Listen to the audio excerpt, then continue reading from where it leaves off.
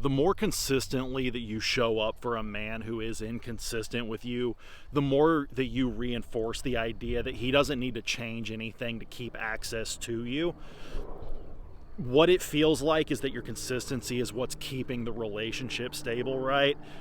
Take 30 steps back and look at it, and I'll bet what's actually happening is that you're maintaining effort that he isn't matching. What that kind of continues to reinforce is that his inconsistency remains uncorrected because you're offsetting it. It begins when you treat his behavior as something to stabilize instead of something to evaluate.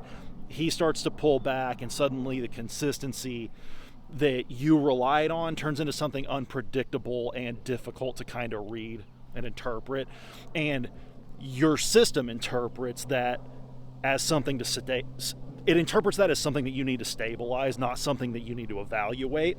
And then this is where you have to come up with all these ways to adjust the way that you're dealing with everything.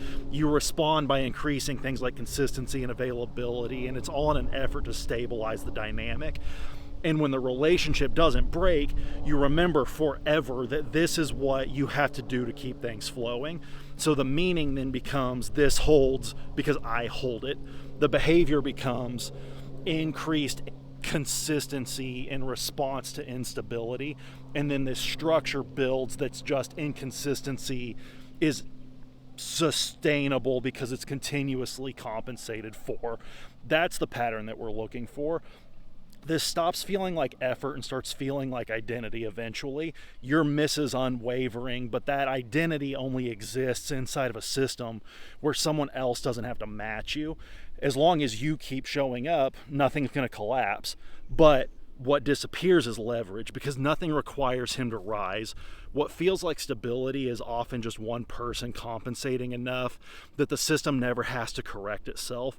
We're not actually trying to evaluate your consistency here. We're trying to see if the situation is stable on its own or only stable because you're maintaining it.